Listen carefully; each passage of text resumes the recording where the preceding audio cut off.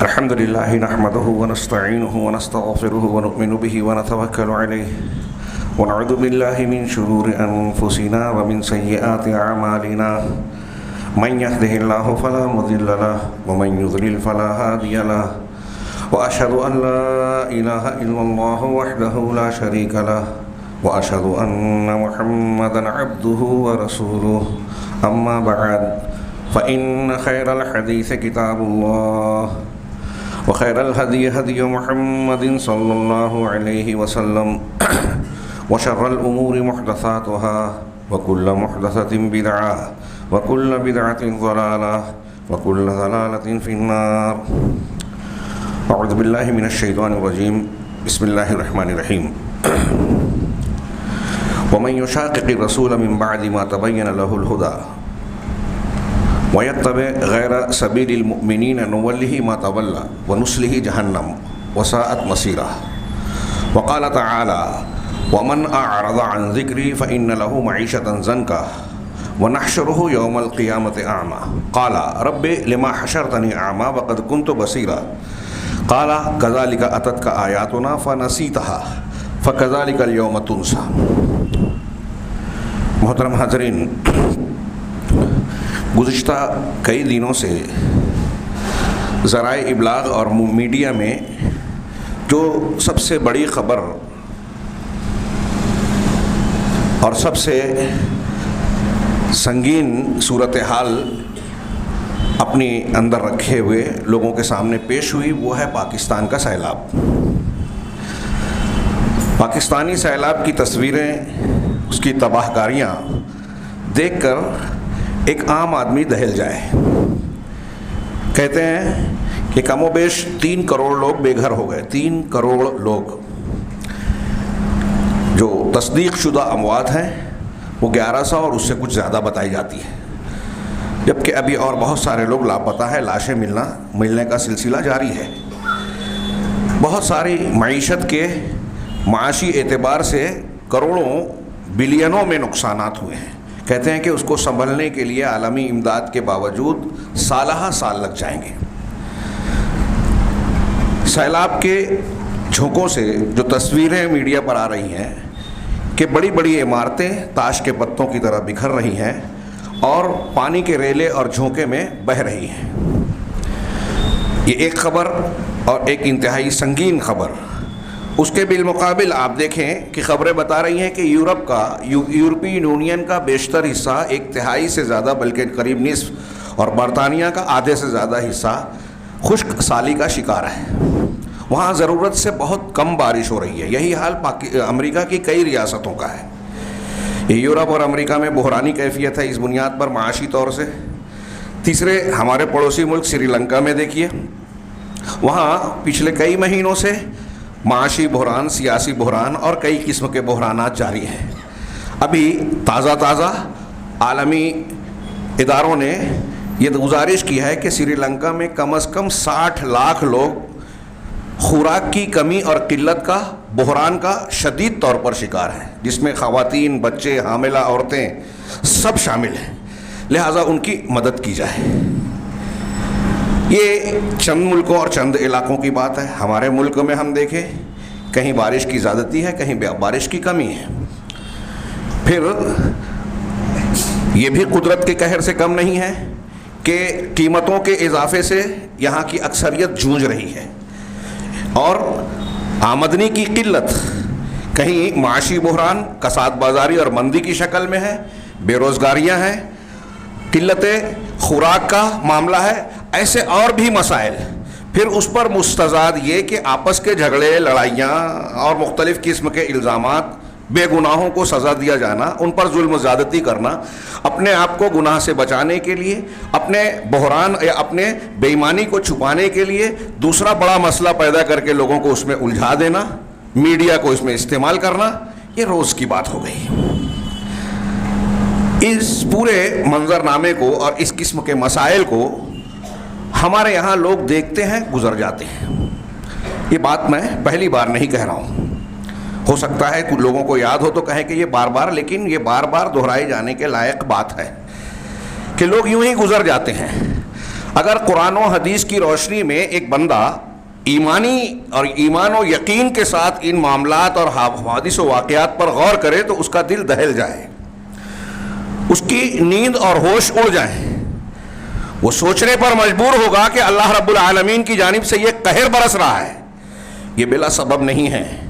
دنیا میں ایک پتا بھی اللہ کی مشیت، مرضی اور فیصلے کے بغیر ہلتا نہیں ہے، تو اتنا بڑا سیلاب، بے روزگاری کا یہ ہجوم، قلت خوراک کا یہ مسئلہ اور دیگر مسائل اور پریشانیاں کیا اللہ رب العالمین کے علم اور اس کی مشیت کے بغیر واقع ہو رہے ہیں؟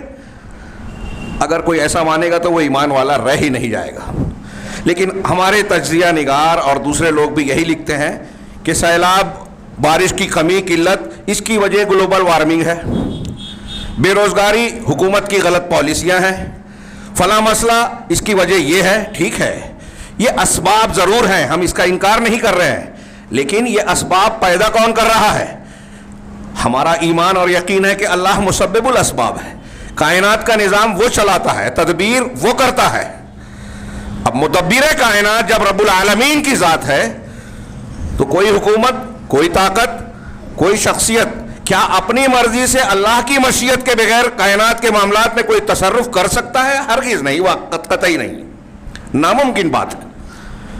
تو جو کچھ ہو رہا ہے اللہ رب العالمین، اللہ کے نبی صلی اللہ علیہ وسلم کے پاس آئے کچھ لوگ صحابہ کرام، صحیح علامہ البانی نے صحیح کہا ہے اس روایت کو کہ قیمتوں کو آپ متعین کر دیجئے، اس کا اندازہ ٹھہرا دیجئے، ہاں، کیونکہ لوگ تاجر قیمت بڑھاتے ہیں، انہیں مہنگائی بڑھتی ہے، قیمت بلند ہوتی ہے۔ اللہ کے رسول صلی اللہ علیہ وسلم نے فرمایا کہ ان اللہ هو المسعر، قیمتیں طے کرنے والا، یا اپنی زبان میں کہے کہ مہنگائی رکھنے والا، مہنگائی بڑھانے والا، قیمتوں کا اندازہ متعین کرنے والا اللہ ہی ہے۔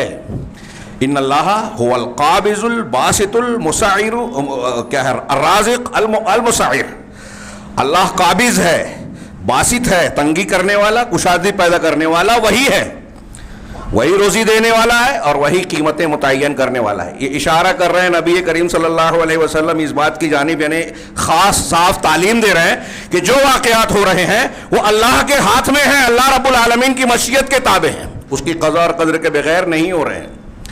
اب جب اللہ رب العالمین کی طرف سے یہ ہو رہا ہے اور ایمان، جیسا کہ میں نے کہا، قرآن و حدیث کی روشنی میں ہم یہ بات جانیں، اس پر غور کریں، تو ہمارا دل سوچنے پر مجبور ہوگا کہ رب العالمین کا قہر یوں ہی نہیں برستا۔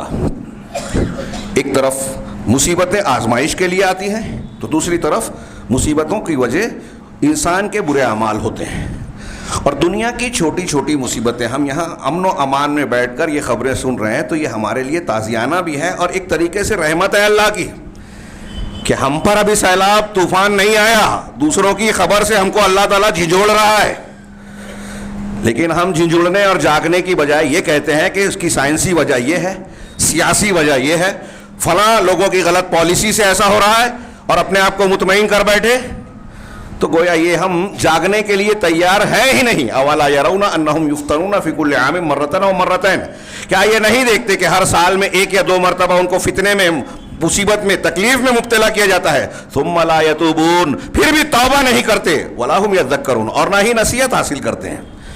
ان واقعات اور حوادث کا اس آیت کی روشنی میں حاصل کیا ہونا چاہیے، نتیجہ کیا ہونا چاہیے کہ اس واقعات کی روشنی میں ہم اللہ کو یاد کریں، اس کی قدرت پر ایمان مضبوط کر کے اللہ کی طرف رجوع کریں، توبہ و استغفار کریں، اپنے گناہوں سے پلٹ کر رب سے تعلق قائم کریں، دین کی چھاؤں میں اپنی زندگی کے معاملات طے کرنے لگیں۔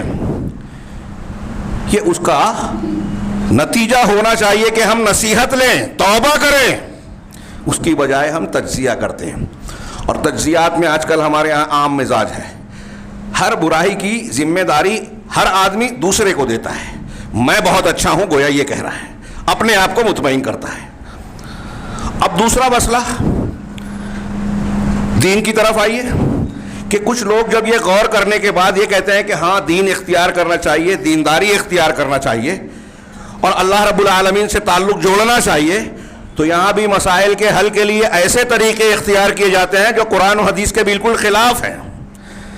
ابھی میں نے سرسری طور سے اس ہفتے میں کسی دن مالیگاؤں کے ایک اخبار میں خبر پڑھی کہ کسی مقام پہ مندی اور جو صورتحال شہر کی ہے بری، اس کو اس کے علاج کے لیے آیت کریمہ کی مجلس اور کیا ہے کوئی ایک مجلس بٹھا کر دعائیہ مجلس منعقد کی گئی اور اس میں آیت کریمہ کا ورد کیا جا رہا ہے. ماشاءاللہ.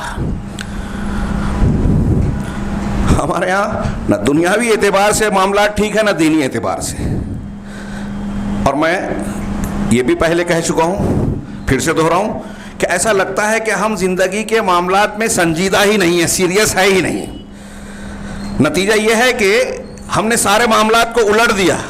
جن معاملات کو انتہائی سیریسلی لینا چاہیے اس کو ہم لائٹلی لیتے ہیں, ہلکا لیتے ہیں, اور جن معاملات کو ہلکے سے دے کر گزر جانا چاہیے ان کو انتہائی سیریسلی لیتے ہیں.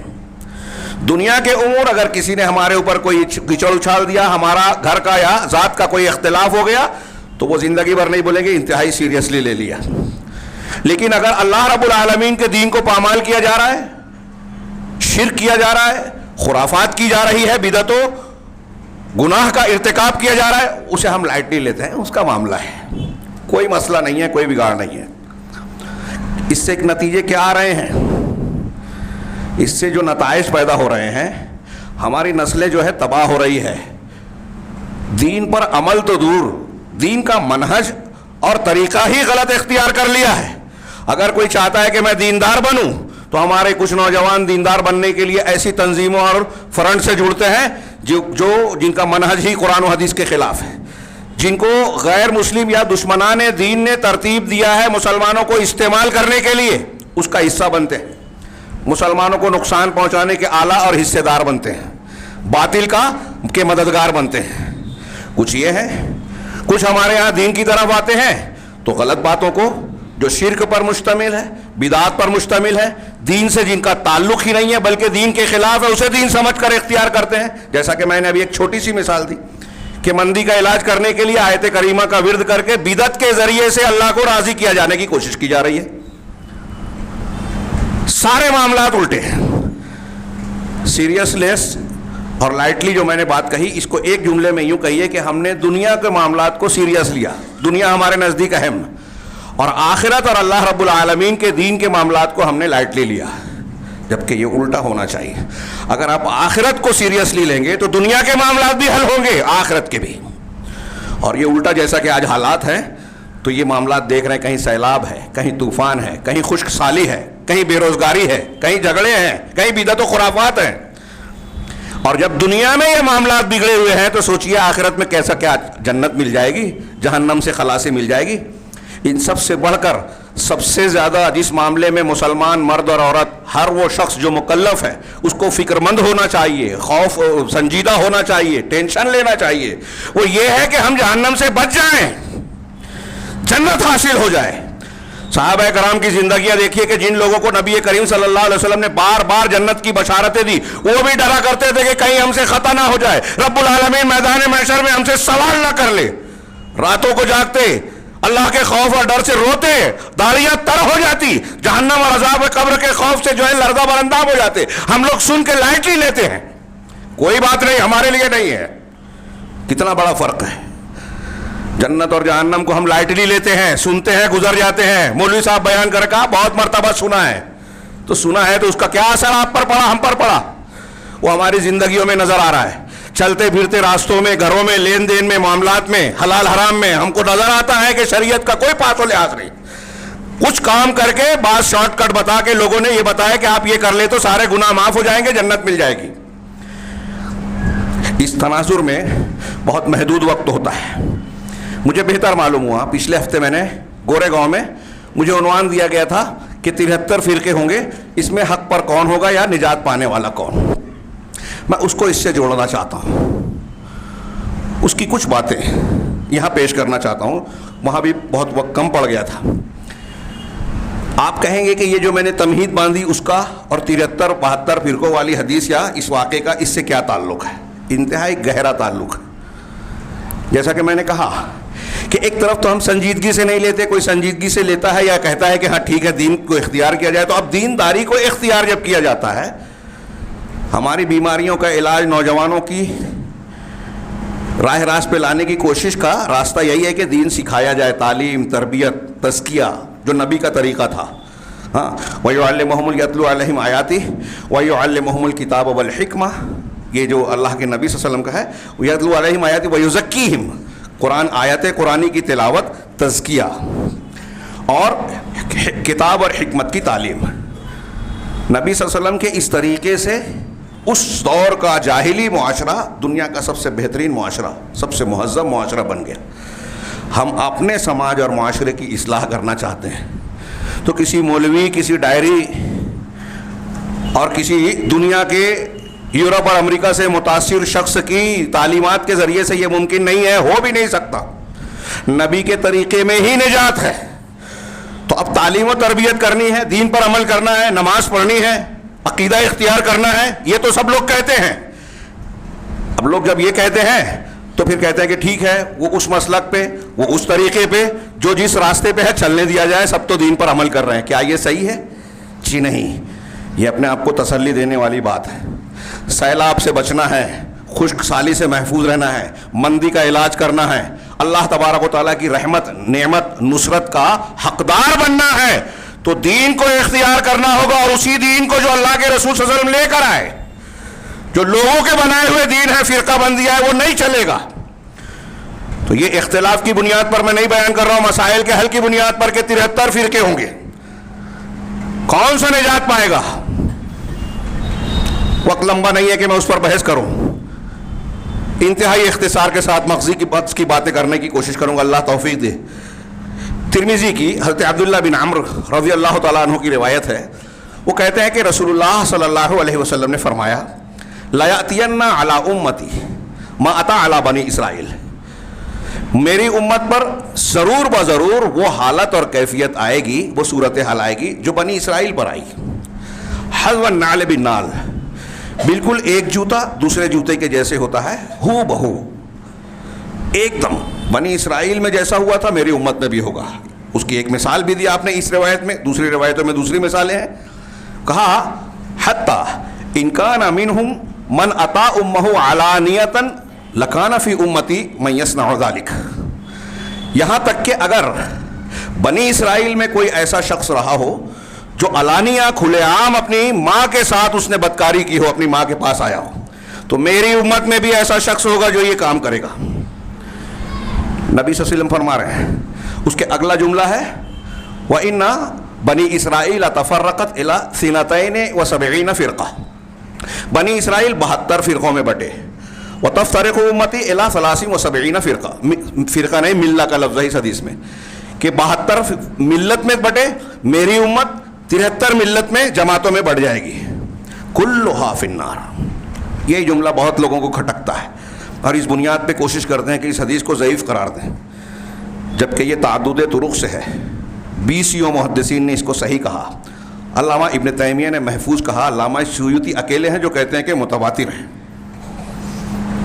امام ترمذی، امام حاکم، امام بہقی، امام بوصیری، ابن وزیر، ابن حزم، ایسے بہت سارے لوگ ہیں جو اسے صحیح کہتے ہیں.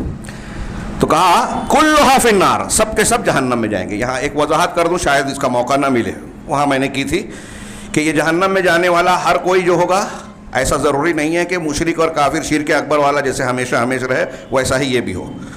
جن کی گمراہی شرک اکبر اور کفر اکبر کے درجے کی ہوگی وہ جہنم میں ہمیشہ رہیں گے. جن کی اس سے کم درجے کی ہوگی ان کا معاملہ گناہ کبیرہ کی طرح ہوگا. وہ جہنم میں جائیں گے تو نکالے جا سکتے ہیں یا اللہ کی طرف سے معاف کیے جا سکتے ہیں. وہ جہنم کے مستحق تو ہیں. یہ تھوڑی سی مختصر میں نے جو تشریح کی دماغ میں رکھیے گا، کبھی موقع سے تفصیل سے گفتگو. کلھا فی النار، سب کے سب جہنم میں ہوں گے، الا واحدہ، سوائے ایک ملت کے. پوچھا گیا وما ہی یا رسول اللہ، اللہ کے رسول یہ کون سی ہے؟ قالا ما انا علیہ واصحابی، جس پر میں ہوں اور میرے صحابہ. ترمذی کی اس روایت کو علامہ البانی نے حسن کہا ہے. یہ روایت الگ الگ الفاظ میں صحیح لذاتہ ہی، صحیح لغیرہ ہی اور حسن درجات سے مروی ہے. اللہ کے نبی صلی اللہ علیہ وسلم کا یہ فرمان ہے. اگر آپ اس پر ہلکا سا بھی غور کریں تو 2-3 موٹی موٹی باتیں تو اس سے ہمیں ملتی ہے کہ یہ اللہ کے نبی صلی اللہ علیہ وسلم کی جانب سے ہم کو آگاہ کیا جا رہا ہے اور ڈرایا جا رہا ہے. اللہ کے رسول نے ہم کو ڈرایا ہے کہ امت کے ٹکڑے ٹکڑے ہوں گے، ایک فتنہ ہوگا اور ان ٹکڑوں میں 72 جو ہے وہ جہنم کے مستحق ہوں گے. 73 میں سے 72. تو اس سے کیا مقصود حاصل ہوتا ہے؟ ہم اس سے ڈریں، ہم اس کا علاج کرنے کی کوشش کریں. جب ہم ڈریں گے تو اس کا ڈر کا حاصل اور فائدہ کیا ہونا چاہیے کہ ہم حق کی تلاش کریں، اس منہج اور طریقے کو ڈھونڈیں جو نجات پانے والا ہے. یہ نہ دیکھیں کہ یہاں اتنے بڑے بڑے اصحاب جو بہت دستار ہیں، اتنی بڑی تعداد ہے، اتنی بڑی کانفرنس ہوتی ہے، اتنے لوگ مانتے ہیں، ان کے بارے میں واقعات بیان کیا جاتا ہے کہ ان کے بزرگان پیر صاحب ایسے ہیں جو ہوا میں اڑتے تھے، پانی پہ چلتے تھے، اس وجہ سے یہ نماز پڑھتے تھے. یہ چیزیں جو معیار نہیں ہیں. دجال بھی بہت سارے شعبدے بتائے گا، اس کے شعبدوں کو دے کر جو ایمان لے آئے گا وہ کافر ہوگا. شعبدوں کی بنیاد پر فیصلے نہیں ہوں گے، یا کرامات جو سچی جھوٹی ہے اس کی بنیاد پر. کچھ سچ بھی ہے، کچھ جھوٹ بھی ہے. کیا مثال اللہ کے نبی صلی اللہ علیہ وسلم نے کیا معیار بتایا؟ ما انا علیہ واصحابی، ایک جملہ، ایک کتاب جس پر میں اور میرے صحابہ ہیں، اس ایک جملے پر آپ رکھیے اور پرکھیے. میں پھر سے بتاؤں کہ یہ سیلاب سے بچانے کا طریقہ بھی یہی ہے، اللہ کے دنیا کے عذاب سے بچانے کا بھی ذریعہ یہی ہے، آخرت کے بھی. اور ہمارے یہاں میں نے کہا کہ ہم لائٹلی لیتے ہیں. جہنم کی آگ ڈامر سے زیادہ کالی، دنیا کی آگ سے 69 گنا زیادہ سخت. ہاں، کوئی چلا جائے تو اس میں موت نہیں آئے گی، چمڑیاں نئی نئی پیدا کی جائیں گی. اس کے عذاب کے کھانے پینے کی چیزوں کا جو تذکرہ قرآن نے کیا ہے، اسے پڑھ کر اگر تصور کر لے تو آدمی کے رونگٹے کھڑے ہو جائیں. ہم اس کو لائٹلی لیتے ہیں اور یہ کہتے ہیں کہ ارے یہ 72-73 فرقے والی جو حدیث ہے، یہ بیان ہے، اس کو بیان کرنا اختلافی مسئلہ ہے، اس سب میں مت پڑھو. نبی نے بیان کیا، مولوی صاحب بول رہے ہیں کہ مت پڑھو. نبی نے بلا وجہ بیان کر دیا. یہی حدیث نہیں ہے. اس حدیث کی شرح میں آپ کئی حدیثوں اور قرآن کی کئی آیتوں کو جوڑ سکتے ہیں. جہاں یہ حدیث صحیح ہے وہاں اس حدیث کے معنی اور مفہوم کو تائید کرنے والی قرآن کی متعدد آیات ہیں، بہت ساری دوسری حدیثیں ہیں. اللہ کے رسول نے فرمایا، اللہ تعالیٰ نے فرمایا ان الذین فرقوا دینہم وکانوا شیعا لست منہم فی شیء، جن لوگوں نے اپنے دین کو ٹکڑے ٹکڑے کر دیا، ہاں، اور گروہوں میں بڑھ گئے، آپ کا ان سے کوئی تعلق نہیں ہے. اس کا مطلب ٹکڑے ٹکڑے ہوں گے نا دین کے. قرآن کہہ رہا ہے، قرآن نے کہا وَاعْتَصِمُوا بِحَبْلِ اللَّهِ جَمِيعًا وَلَا تَفَرَّقُوا، سب مل کر اللہ کی رسی کو، دین کو، قرآن کو مضبوطی سے پکڑ لو. سب مل کر، الگ الگ لوگ الگ الگ رسی نہ پکڑے. آج لوگ کہہ رہے ہیں کہ یہ مسلک بھی صحیح، وہ مسلک بھی صحیح، الگ الگ رسیاں پکڑ لو. قرآن کہہ رہا ہے سب مل کر اللہ کی رسی کو پکڑو. وَلَا تَفَرَّقُوا، اور فرقہ فرقہ نہ بنو. اس کا مطلب جب اللہ کی رسی چھوٹے گی تو فرقہ بنے گا، قرآن کی آیت کہہ رہی ہے. ایسے اور بھی کتنی آیتیں ہیں. نبی کریم صلی اللہ علیہ وسلم کا وہ خطبہ ارباز بن ساریہ کی مشہور حدیث کہ آپ نے ایسا خطبہ دیا کہ جس سے آنکھیں اشکبار ہو گئی، ہاں، دل دہل گئے، ہاں، گویا کہ وہ رخصتی والا خطبہ تھا. ہاں، آپ نے فرمایا اللہ سے ڈرو، ہاں، اور تم پر سمع و طاعت لازم ہے، چاہے تم پر حبشی غلام ہی کیوں نہ معمور کیا جائے. آگے آپ نے فرمایا کہ وَمَن يَعِشْ مِنكُم بَعْدِي فَسَيَرَى اخْتِلَافًا كَثِيرًا، جو میرے بعد زندہ رہے گا بہت سا اختلاف دیکھے گا. فَعَلَيْكُمْ بِسُنَّتِي، تو تم پر لازم ہے کہ میری سنت کو لازم پکڑے. اختلافات کا حل، میری سنت کو لازم پکڑے. ان مسائل سے آنکھ بند کر کے کہ وہ بھی صحیح، میں بھی صحیح، یہ بھی درست اور وہ بھی درست، گائے بھی گابن بیل بھی گابن، یہ نہیں چلے گا. میری سنت کو، اللہ کے رسول یہ بتا رہے ہیں کہ اختلاف ہوگا. اللہ کے رسول نے بتایا 73 فرقے ہوں گے. اللہ کے رسول نے دوسری حدیث میں یہ بھی بتایا کہ ہمارے درمیان سے مسلمانوں کے بیچ میں ہماری زبان بولنے والے ایسے لوگ پیدا ہوں گے جو جہنم کی طرف بلانے والے ہوں گے. دعات علی ابواب جہنم، صحیح بخاری کی لمبی روایت میں. ہمارے بیچ ایسے لوگ ہوں گے جو جہنم کی طرف بلائیں. تو پہچاننا چاہیے کہ نہیں کہ ہم جس کو بھی دیکھ رہے ہیں اچھا سمجھ رہے ہیں، یہ جبے دستار والا ہے، لمبی داڑھی والا ہے، اس کو اتنے لوگ پیر مانتے ہیں، لہٰذا ہم بھی اس کے پیچھے چل پڑے. نبی صلی اللہ علیہ وسلم کی بات بیکار ہے کیا؟ آپ کہہ رہے ہیں ہمارے درمیان کے کچھ لوگ، کتنے زیادہ چونکنے کی بات ہے، مسلمانوں کے بیچ ہوں گے لیکن جہنم کے دروازے کی طرف بلائیں گے. آج کتنے لوگ جا رہے ہیں. تو نبی صلی اللہ علیہ وسلم نے فرمایا کہ میری سنت، میرے خلفائے راشدین کی سنت جو میرے بعد ہوں گے، وہی ما انا علیہ واصحابی کی تفسیر ہو رہی ہے. ایک حدیث دوسری حدیث کے معنی کی تعیین کر رہی ہے.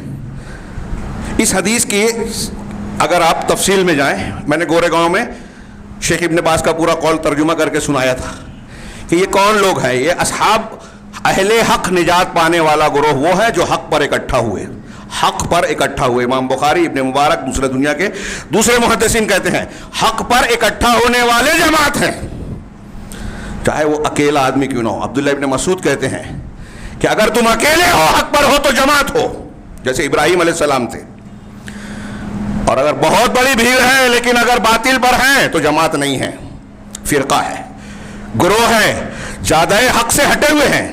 اللہ کے رسول نے کہا نا 73 ہوں گے، تو کیسے 73 ہوں گے؟ نبی صلی اللہ علیہ وسلم کا طریقہ تو ایک ہی ہے جو جنت کی طرف جا رہا ہے۔ اب اس راستے سے جو ہٹے گا، جتنا ہٹے گا اتنا فرقہ بنتا جائے گا، الگ ہوتا جائے گا، اور جو اسی طریقے میں ہے وہ الگ نہیں ہوئے، وہ جماعت ہیں۔ دوسری حدیثوں میں ہے کہ وہ کون ہوں گے نجات پانے والے، تو اللہ کے رسول نے کہا الجماع، وہ الجماعت ہے۔ یہ جماعت کون ہے؟ جو نبی کے طریقے سے آپ کے دور سے مسلسل چلے آ رہے ہیں۔ امام حاکم رحمہ اللہ نے ان کی لمبی تشریح کی، ان کے جو اوصاف بیان کیے، میرے ہاتھ میں جو کاغذات ہیں، علماء کی تصریحات میں ان کی جو اوصاف بیان کیے گئے، اگر اس میں سے ایک ایک جملے کی تشریح کروں تو کم سے کم ایک آدھے خطبے کا ٹائم چاہیے، کہ یہ وہ لوگ ہیں جو سنتوں کو پڑھتے ہیں، قرآن کو پڑھتے ہیں، قرآن سمجھتے ہیں، اس پر عمل کرتے ہیں، حدیثوں کو پڑھتے ہیں، حدیثوں کے لیے محنت کرتے ہیں، مساجد میں حلقہ بناتے ہیں، حدیث کی آج کل ہمارے یہاں فرصت نہیں ہے لوگوں کو، مسجدوں میں قرآن و حدیث کا درس کرتے ہیں، پڑھتے پڑھاتے ہیں، اس میں صحیح غلط کی چھٹائی کرتے ہیں، جو سنتوں سے اور اہل سنت سے محبت کرتے ہیں، بدعتوں اور اہل بدعت سے نفرت کرتے ہیں۔ میں نے کہا کہ ایک ایک جملے کی تشریح کروں، بڑا وقت چاہیے۔ بدعت اور اہل بدعت سے نفرت یہ اہل حق کی پہچان ہے۔ پھر سے سنیے، یہ جو لوگ حق پر ہیں نا، ان کی ایک پہچان یہ ہے کہ بدعت کی اور اہل بدعت کی تائید نہیں کرتے، ان کا ساتھ نہیں دیتے۔ آج ہمارے نوجوان گمراہ لوگوں کو لائک کر رہے ہیں، جو صحابہ کرام کو گالی دیتا ہے اس کو سنتے ہیں، مولویوں پر اہل حق پر تنقیدیں کرتے ہیں، جو دین کی خدمت اور توحید اور سنت والا ہے اس کی چھپی ہوئی برائیوں کو پھیلانے کی کوشش کرتے ہیں۔ ان سے نفرت کر رہے ہیں، اہل سنت سے۔ پورے تحریکی، اخوان المسلمین، جماعت اسلامی، فلاں بدعتی جتنے ہیں، سارے بدعتی۔ سلف کے اقوال ہیں کہ دنیا کے جتنے باطل پرست اور بدعتی ہیں سب اہل حدیث سے چھل رکھتے ہیں، سب اہل حق کی مخالفت کرتے ہیں۔ یہ بدعتیوں کی پہچان ہے۔ شیخ عبد القادر جیلانی نے لکھا، علامہ ابن تیمیہ نے لکھا، موقع نہیں ہے ان کے اقوال کو پیش کروں، میں صرف اشارے کر رہا ہوں، تحقیق کر لیجیے۔ یہ پہچان ہے۔ اب جو لوگ سعودی عرب پر تنقید کرتے ہیں، ایران کی تائید کرتے ہیں، طیب اردگان اور ترکی کی تائید کرتے ہیں، کچھ واقعات جھوٹی سچی خبروں کے تناظر میں، وہ کیا کر رہے ہیں؟ ایران شیعہ کا غلبہ، جو قرآن نہیں مانتے، حدیث نہیں مانتے، ابوبکر صدیق، عمر فاروق اور صحابہ کو گالیاں دیتے ہیں، اور ان کے چیلے چاپڑے آج ہمارے یہاں انجینئر ندوی اور ایسے کئی لوگ ہیں جو حضرت عائشہ صدیقہ، امیر معاویہ اور دوسرے صحابہ، ابوبکر صدیق، عمر فاروق تک کو نشانہ بنا رہے ہیں۔ ہماری پیشانی پہ بل نہیں آ رہا، ہمارا نوجوان اس کو لائک کر رہا ہے، ہم کو فرق نہیں پڑتا، کوئی فرق نہیں پڑتا۔ میں نے کہا نا کہ لائٹ لیتے ہیں ہم لوگ۔ ابھی خبر آئی، میں دہل گیا، اس سے پہلے بھی آپ سن چکے ہیں، 3-4 دن پہلے پھر سے ایک خبر آئی ہمارے مہاراشٹر کے ایک شہر میں نام نہیں لوں گا، ہاں، ایک ماں باپ کو پولیس اسٹیشن سے فون آیا، پہنچے تو ان کی بیٹی جو ایک غیر مسلم کے ساتھ بھاگ کر شادی کر چکی تھی، اس نے کہا کہ اب آج سے میرا اور آپ کا اور آپ کے دھرم سے کوئی تعلق نہیں۔ سنی خبر آپ نے؟ ایسی خبریں آج ہم بہت سن رہے ہیں، کوئی فرق نہیں پڑتا اور غور کرنے کی ضرورت بھی نہیں ہے۔ اور علاج کرنے والا جب کہتا ہے کہ سچائی کو، حق کو قبول کیا جائے، لوگوں کی اس کی بنیاد پر تربیت کی جائے، آپ کے بچے اور بچیاں مرتد بنے، آپ کو پرواہ نہیں ہے۔ یہ کون ہے جس نے یہ کیا؟ ہاں، یہ خبر آئی ہے، آپ، میں سمجھتا ہوں یہاں موجود سب لوگ جانتے ہوں گے، یا اکثر لوگ تو ضرور جانتے ہوں گے۔ اس کی کلپس آئی، کون سے معاملے کو سدھاریں؟ نیچے والوں کو پرواہ نہیں ہے، اندھے ہو کر جو چاہتا ہے ان کو اپنے پیچھے بھگا لیتا ہے۔ کوئی سڑے سے سڑا آدمی کوئی دعویٰ کرتا ہے، کچھ نہ کچھ لوگ مل جاتے ہیں اس کے پیچھے بھاگنے والے، گروپ بن جاتا ہے، اہل حق ان کے پیچھے سر پیٹتے رہے۔ جماعتوں کے، مدارس کے ذمہ داران بنے ہوئے وہ اپنی دکانیں چلا رہے ہیں، اقتدار کی خواہش کو تسکین دے رہے ہیں۔ کوئی مرتد ہو رہا ہے، کوئی آدمی جو ہے بھٹک رہا ہے، کوئی انکار حدیث کا شکار ہو رہا ہے، ہمارے جماعت کے ذمہ داروں کو اس کی فکر ہی نہیں ہے، اس کے لیے کوئی پروگرام نہیں ہے۔ میں یہ عوامی سطح پہ کہنے کا قائل نہیں ہوں، لیکن یہ اس لیے کہہ رہا ہوں کہ ان کو بھی کہنے کی کوئی ذریعہ ہی نہیں ہے، اور یہ ہم کو اور آپ کو ان کے خلاف کھڑا نہیں کرنا ہے۔ ہر ایک اپنی ذمہ داری سمجھے۔ یہ ہمارے پاس خاص طور سے قرآن و حدیث کے ماننے والوں کے پاس اللہ نے حق دیا، یہ ساری بیماریوں کا علاج اسی میں ہے۔ تو اس تناظر میں اس کو پڑھیے، فرقہ بندی اور اختلافات کے تناظر میں نہیں۔ اگر ہم چاہتے ہیں کہ ہمارے مسائل کا حل ہو تو دین سے جڑنا ہوگا. اور دین سے کون سے دین سے؟ 73 سے نہیں, 73 میں سے صرف اس ایک کے ساتھ جس کو اللہ کے رسول نے کہا کہ یہ جنت کے راستے پہ ہے. وہ کون ہے؟ بدعت اور اہل بدعت سے. آپ دیکھیے صرف اہل حدیث پر یہ الزام دیا جاتا ہے کہ یہ لوگ جو ہے رد کرتے ہیں بدعت کا. اس میں امام حاکم نے اور دوسرے علماء نے کہا کہ اگر رات میں کوئی فتنہ اٹھتا ہے تو صرف روئے زمین پر اہل حدیث کا طبقہ ہوتا ہے جو ان کی گھات لگا کر ان کا رد کرتا ہے. یہ قرآن و حدیث زندہ اسی وجہ سے. امام اوزاعی کہتے ہیں کہ آسمان کے نگراں اور چوکیدار پہرے دار فرشتے ہیں اور دنیا کے پہرے دار اہل حدیث ہیں. ابن قیاس کہتے ہیں کہ دنیا کے سب سے بہترین لوگ اہل حدیث ہیں. امام حاکم نے اس حدیث کو ما انا علیہ و اصحابی کو لکھنے کے بعد اس کی تشریح بہت پیاری کی ہے. معرفت و علوم الحدیث یہ کتاب پڑھنا چاہیے. محدثین اہل حق کا بیان اس میں زبردست انداز میں امام حاکم نے بیان کیا. انہوں نے اس حدیث کو نقل کرنے کے بعد وہ حدیث نقل کی کہ اللہ کے رسول جو بخاری مسلم میں بھی ہے تشریح کرتے ہوئے کہ نبی صلی اللہ علیہ وسلم نے فرمایا کہ لا تزال طائفۃ من امتی ظاہرین او منصورین علی الحق, کہ میری امت کا ایک طائفہ مسلسل لا تزالو, یعنی اس میں تواتر پایا جاتا ہے, تسلسل, لگاتار, مسلسل, برابر حق پر منصور ہوں گے, ان کی حق پر مدد کی جائے گی, غالب ہوں گے. لا یضرهم من خذلهم, جو ان کی مدد چھوڑے گا کوئی ان کا نقصان نہیں پہنچا سکے گا. اہل حق کے لیے یہ بشارت ہے. آپ کے کتنے بھی مخالف ہو جائیں کچھ بگاڑ نہیں پائیں گے. ہاں آزمائش ہوگی, خوف ڈر کا ماحول محسوس ہوگا, لیکن کچھ بگاڑ نہیں پائیں گے. یہ نبی صلی اللہ علیہ وسلم کی زبان مبارک سے ہے پیشین گوئی اور خبر کہ لا یضرهم من خذلهم ولا من خالفهم حتى یاتی امر اللہ. ان کے مخالفین, ان کی مدد چھوڑنے والے کچھ نہیں بگاڑ پائیں گے یہاں تک کہ قیامت آ جائے گی. اس وقت تک یہ حق پر قائم رہیں گے. وہ گروہ جو مسلسل حق پر قائم ہے وہ کون ہے؟ موٹی سی چیز دیکھیے, دنیا کے جتنے بھی مسلک ہیں کب پیدا ہوئے صرف یہ تاریخ نکال لیں. اہل الحدیث اس وقت سے ہیں جب سے حدیث ہے. حدیث قرآن کو بھی کہتے ہیں, سنت کو بھی. پہلے اہل حدیث کہیں گے کہ انبیاء ہوتے تھے, کیونکہ اہل حدیث کہتے ہیں جو اللہ نے نازل کیا اس کی اتباع کرو, اور انبیاء وہی کرتے تھے. ہاں, ان اتبع الا ما یوحی الیہ, قرآن نے کہا کہ اللہ کے رسول آپ کہیں میں وہی مانتا ہوں جو اللہ نے میری طرف وحی کی. اور اللہ نے حکم دیا اتبعوا ما انزل الیکم من ربکم ولا تتبعوا من دونہ اولیاء, تمہارے رب کی طرف سے جو نازل کیا گیا اس کی اتباع کرو, دوسرے اولیاء کی اتباع نہ کرو. نبی بھی وہی کرتے تھے, صحابہ بھی وہی کرتے تھے. اب ایک معیار قائم کر لیجئے. صحابہ کے زمانے میں تصوف تھا, صحابہ کے زمانے میں یا ان کا مسلک میں رافضیت تھی, خارجیت تھی, جہمیت تھی, قادریت تھی, خارجی رافضیت تھی, قدر اور جو ہے قدریت اور جبریت, حنفیت, شافعیت, مالکیت, حنبلیت, صوفیت, اشعریت, ماتریدیت, جس کو لوگوں نے آج اختیار کر رکھا ہے. کیا یہ کوئی بھی چیز تھی؟ اگر ان میں سے کسی چیز کو آپ نے اختیار نہیں کیا اور صرف صحابہ کرام کا مسلک اختیار کیا, عقیدے میں, عبادات میں, حلال حرام میں, سارے معاملات میں, تو فلاح پائیں گے کہ نہیں پائیں گے؟ دنیا کے کسی بھی مفتی سے پوچھئے, لیکن ان کو لگے گا کہ فتویٰ دینے میں جو ہے ہمارے مسلک کی دکان جو ہے, فرقے کی دکان جو ہے ٹھپ ہو جائے گی, تو وہ گھوم پھر کے الٹا سیدھا جواب دیں گے. سمپل سادہ دین ہے, کوئی مشکل نہیں ہے. یہ جو لوگ کہتے ہیں نا کہ سمجھ میں نہیں آتا حق کہاں ہے, جھوٹ بولتے ہیں, سمجھنا چاہتے نہیں ہیں, اپنے آپ کو تسلی دے رہے ہیں. نبی صلی اللہ علیہ وسلم نے فرمایا کہ میں نے آپ کو ترکتکم علی المحجۃ البیضاء, روشن شاہراہ پر تم کو میں نے چھوڑا ہے, لیلھا کنہارھا, اس کی راتیں بھی دن کی طرح روشن ہیں, بالکل کلیئر اور صاف ہے. اب یہ امام حاکم نے جو روایت نقل کی اسے سنیے, جو میں نے کہا کہ ایک گروہ ہمیشہ حق پر قائم رہے گا. پھر امام حاکم نے ہی اس حدیث کی شرح میں سند سے امام احمد تک سند پہنچا کر نقل کیا کہ امام احمد بن حنبل سے پوچھا گیا کہ وہ طائفہ جو حق پر قائم اور غالب رہے گا وہ کون سا ہوگا.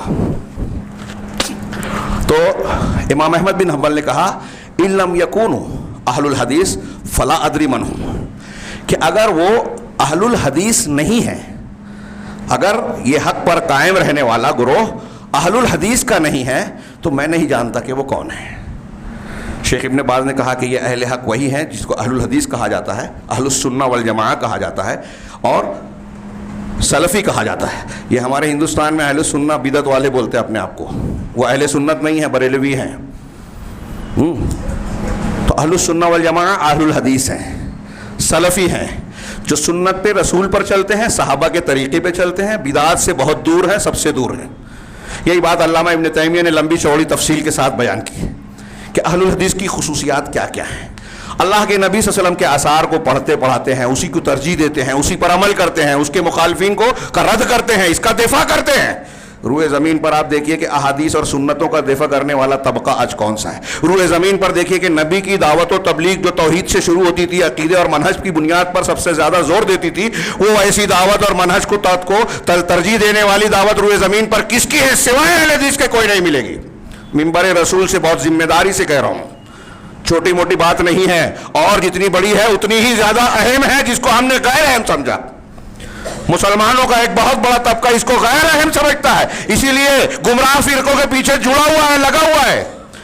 اور اسی کو نہ جاننے کا یہ نتیجہ ہے کہ ہمارا نوجوان، روز خبریں آتی ہیں، لوگ ہم سے کہتے ہیں کہ اس پر بولو، اس پہ تقریر کرو، لوگ بلا کے بولتے ہیں، عنوان دیتے ہیں کہ کچھ لوگ وہ پاکستان کا جاہل انجینئر ہے اس سے متاثر ہوتے ہیں، کہیں جو ہے بخاری مسلم کی حدیثوں کا انکار کرنے والے پیدا ہو رہے ہیں، ان سے متاثر ہوتے ہیں، کوئی فلاں سے متاثر، کوئی فلاں سے متاثر.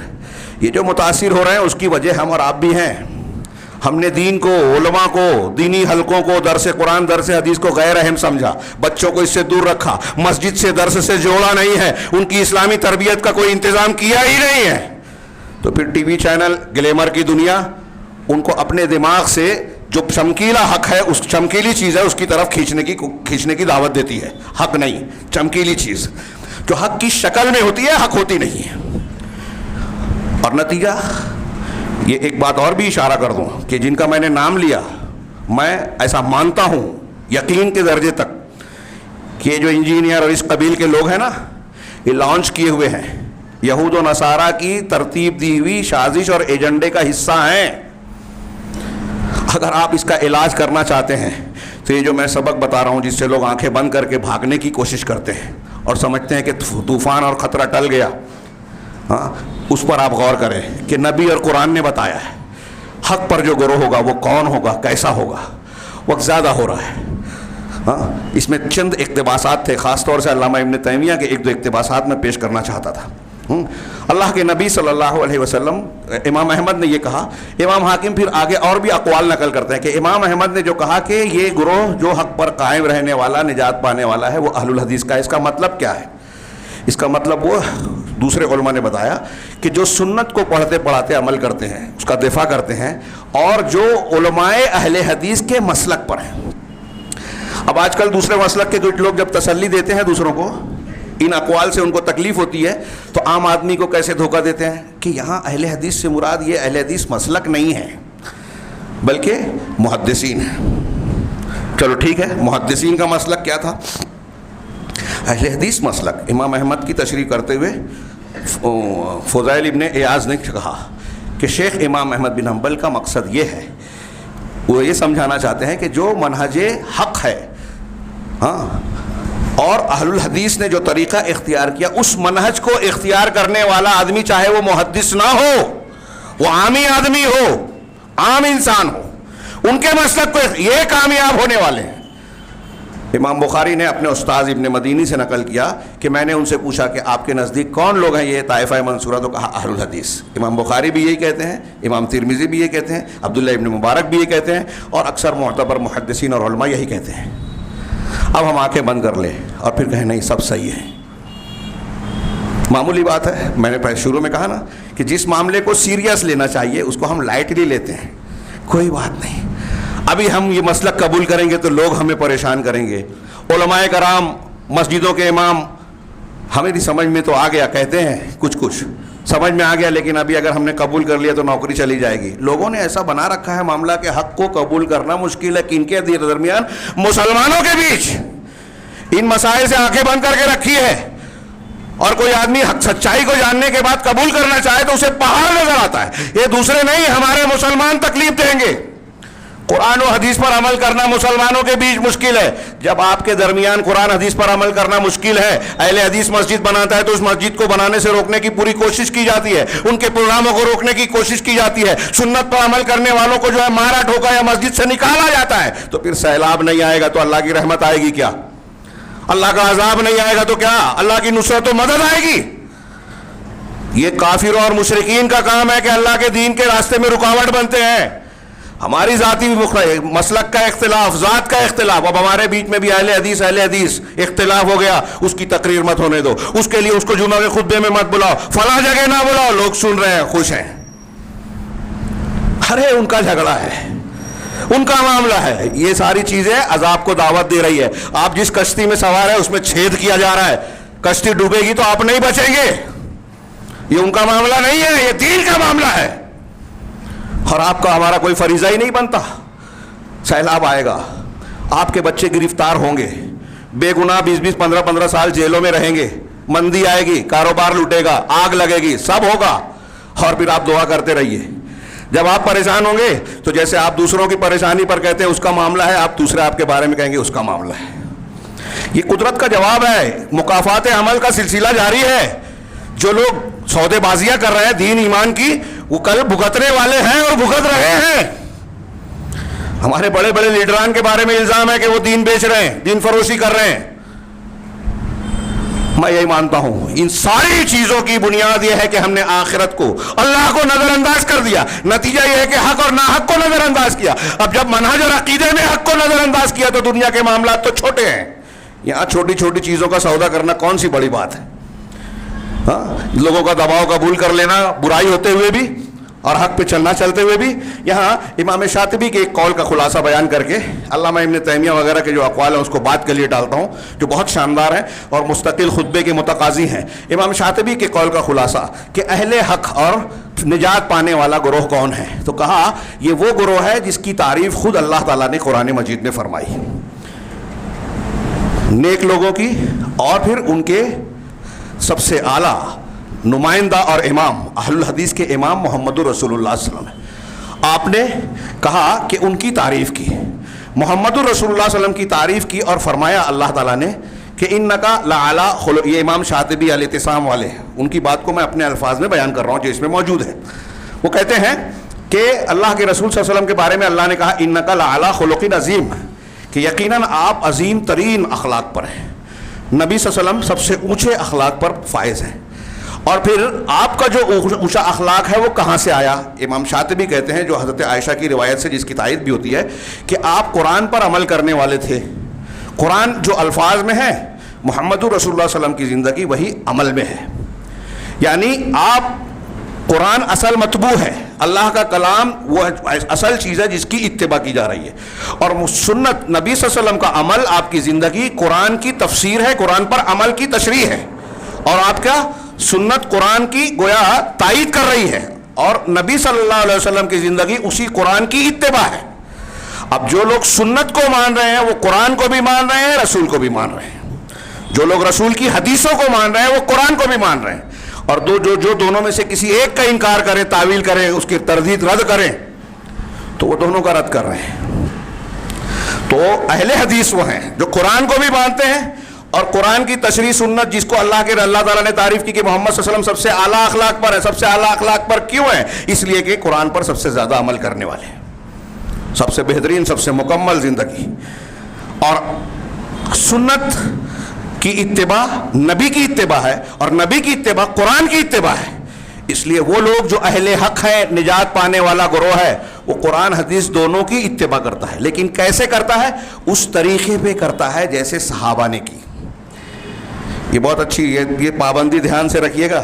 اور یہ جو پابندی ہے، میں نے جو آیت پڑھی شروع میں خطبہ مسنونہ کے بعد، وَمَن يُشَاقِقِ الرَّسُولَ مِن بَعْدِ مَا تَبَيَّنَ لَهُ الْهُدَىٰ وَيَتَّبِعْ غَيْرَ سَبِيلِ الْمُؤْمِنِينَ، اس آیت سے اور ایسی کئی آیتوں سے، اور جو حدیث ہم نے پڑھی مَا أَنَا عَلَيْهِ وَأَصْحَابِي، اور ایسی کئی حدیثوں سے، جیسے سب سے بہترین زمانہ وہ زمانہ ہے جس میں مجھے مبعوث کیا گیا، یا خیر الناس قرنی، سب سے بہترین لوگ وہ ہیں جو میرے زمانے کے ہیں، پھر اس کے بعد، پھر اس کے بعد.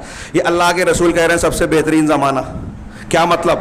اس زمانے کے لوگوں کے عقیدے، ایمان، ان کے دین کی اللہ کے رسول صلی اللہ علیہ وسلم تائید اور تعریف کر رہے ہیں. اللہ اور رسول نے تائید اور تعریف کی. اور یہ ہمارا آج کے دور کا کوئی جاہل کھڑا ہوتا ہے، اسی میں قدغن لگانے کی کوشش کرتا ہے کہ عائشہ صدیقہ نعوذ باللہ ایسی تھیں، امیر معاویہ ایسے تھے. صحابہ کرام کی فضیلت میں جو قرآن کی آیتیں اور حدیثیں ہیں وہ امیر معاویہ کے لیے نہیں ہیں، وہ فلاں کے لیے نہیں ہیں. ان کی شان میں گستاخیاں کر رہے ہیں. اور ہمارے بیچ میں وہی حیرت کرتا ہوں کہ ایسے لوگوں کو لائک کیا جاتا ہے, اس کو لوگ سنتے ہیں. میں جو اقوال پیش کرنا چاہتا تھا اس میں علامہ ابن سیرین, عبداللہ ابن مسعود, بعض صحابہ, بعض تابعین, طب تابعین اور محدثین, امام مالک, امام احمد کے اقوال ہیں. یہ لوگ بہت سختی سے کہتے ہیں اگر کسی کے بارے میں یہ پتہ چل جائے کہ یہ قرآن حدیث کے خلاف بیان کرتا ہے, اہل احوا میں سے ہے, تو اس کی بات کو سننا بھی نہیں, اس کی مجلس میں شریک نہیں ہونا. اس کی کلپس مت سنیے, بلاک کر دیجئے. یہ ہمارے صرف کہہ رہے ہیں. امام ابن سیرین, علامہ ابن سیرین بہت بڑے تابعی ہیں. اس میں واقعہ نقل کیا اہل علم نے کہ دو اہل احوا آئے اور ان سے کہا ابن سیرین سے کہ کوئی حدیث بیان کرو. کہا نہیں, میں نہیں بیان کرتا, تم سے نہیں بیان کروں گا. کہا اچھا ہم سے سن لو. کہا تم سے نہیں سنوں گا, تم یہاں سے میری مجلس سے اٹھ کر جاؤ یا میں نکلتا ہوں. وہ لوگ اٹھ کے چلے گئے. تو ان کے ساتھی شاگرد نے کہا کہ آپ ان کو قرآن کی ایک آدھ آیت یا ایک آدھ حدیث ہی سنا دیتے, کیا فرق پڑتا. کہا مجھے ڈر تھا کہ میں ان کا مددگار بن جاؤں, اگر میں آیت اور حدیث سنا تو وہ ایسی تعویل کریں گے قرآن اور حدیث کی جو اس کا اصلی معنی نہیں ہے, تو ان کے اس کام میں شریک نہیں بننا چاہتا تھا. کتنا احتیاط ہے ہمارے لوگ, علامہ اور قابل بنتے ہیں. ان کو زیادہ سنتے ہیں جو قرآن و حدیث کی مخالفت کر رہے ہیں, جو گمراہ کر رہے ہیں لوگوں کو. اہل علم اور جو سچے پکے علماء ربانیین ان کو نہیں سنتے, ان کے دروس میں نہیں آتے, اپنے بچوں کو نہیں لاتے, اس کی قیمت نہیں جانتے. ڈاکٹری انجینئرنگ پڑھانے کے لیے آپ لاکھوں خرچ کرتے ہیں, یاد رکھیے اگر آپ نے صحیح عقیدہ پڑھانے کے لیے محنت نہیں کی, اس کے لیے کروڑوں خرچ کریں اگر آپ کو صحیح عقیدہ سکھانے کے لیے, تو یہ سستا ہے, لکھ لیجئے, مانے نہ مانے آپ. اگر آپ کا بچہ عقیدہ توحید سیکھتا ہے, شرک کو سیکھ کر اس سے بچتا ہے, اس کے لیے آپ کروڑ روپیہ سکھانے والے کو دے تو یہ کم ہے جو آپ لاکھوں دیتے نا ڈاکٹری. کیونکہ ڈاکٹری اور انجینئرنگ کے بعد وہ چند سال جو ہے حلال حرام کی تمیز کھو کر جو ہے کمائے گا. ہاں ابھی بات چل رہی ہے نا, دنیا داری غالب آ گئی, تو اب وہ سر میں درد ہے تو بولتے ہیں آپریشن کرنا پڑے گا پیٹ پہ. ہاں آج کہتے ہیں کہ ڈیلیوری بغیر آپریشن کے ہوتی نہیں ہے. یہ آپ نے ڈاکٹر دین نہیں سکھایا. ڈاکٹری سکھائی تو وہ بولتا ہے کھل کے میں پیسہ کمانے کے لیے ڈاکٹر بناؤں, میں پیسہ کمانے کے لیے اسکول میں نے کھولی ہے, اس لیے ڈونیشن اور رشوت کے بغیر کام کروں گا ہی نہیں. تو آپ دین سکھائیے. یہ جو بلائیں مصیبتیں ہیں جس کا نتیجہ ہم اور آپ بھی بھگت رہے ہیں, اس کی وجہ یہی سب ہے, دین سے دوری. بات تھوڑی سی پھر پھیل گئی. ہاں میں یہ کہہ رہا تھا کہ ان اہل باطل اور اہل بدعت یا خرافات بکنے والوں کی سننا نہیں چاہیے. خاص طور سے معاف کیجیے گا, امام زنجانی کا ایک قول میں پیش کرنا چاہتا تھا, وہ رہ گیا, کہ یہ اصول ہے جو میں 73 فرقوں والی تشریح میں جو علماء نے تشریحات کیے نا, یہ ہمارے لیے اصول ہے کہ حق کیسے جانیں, باطل سے کیسے بچیں. تو کچھ حق جاننے کے طریقے میں نے بتائے, علماء ربانیین, قرآن حدیث صحابہ کے طریقے پر. باطل سے بچنے کی ایک طریقہ جو رات کے درس میں میں نے شارٹ میں ذکر کیا تھا, اس کو تفصیل سے بیان کرنا چاہتا تھا لیکن اب نہیں کر پاؤں گا. امام زنجانی کا قول ہے کہ ہمارے دین کی اصل قرآن اور حدیث ہے, اور اس کی فہم کی بنیاد صحابہ اور سلف ہیں.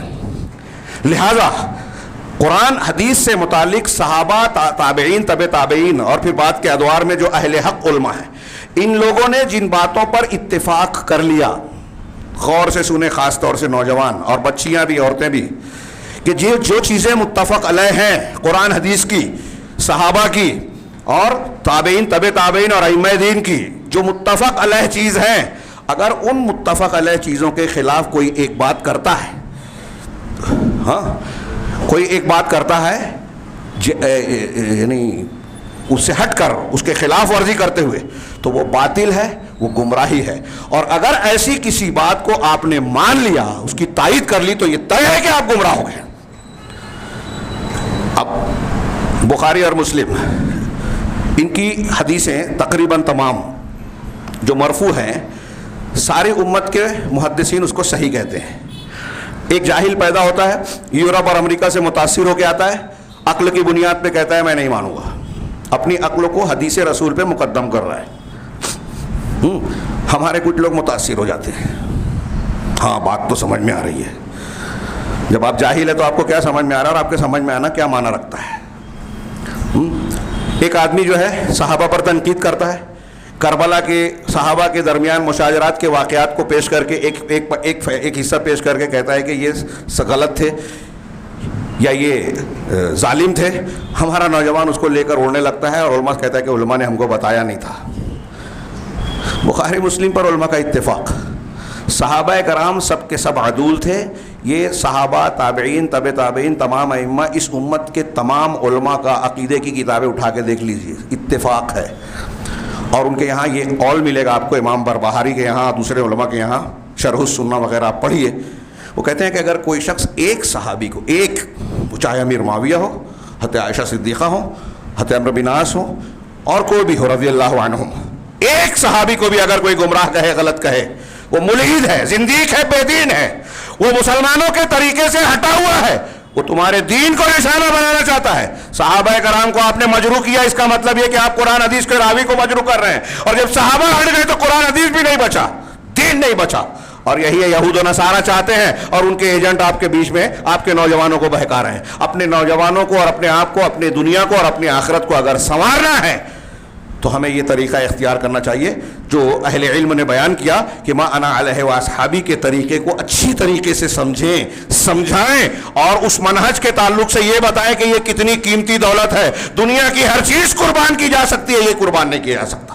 اللہ رب العزت سے دعا ہے کہ وہ ہمیں دین کی صحیح سمجھ عطا فرمائے، اس کے تعلق سے ہم پر جو ذمہ داریاں عائد ہوتی ہیں اسے ادا کرنے کی حتی الامکان ہمیں توفیق عطا فرمائے، اور اس کی برکت سے دنیا اور آخرت کی کامیابی سے نوازے. وآخر دعوانا الحمدللہ رب العالمین. بارک اللہ لنا ولکم فی القرآن المجید ونفعنا وإیاکم بالآیات والذکر الحکیم، انہ تعالی جواد کریم ملک بر غفور رحیم.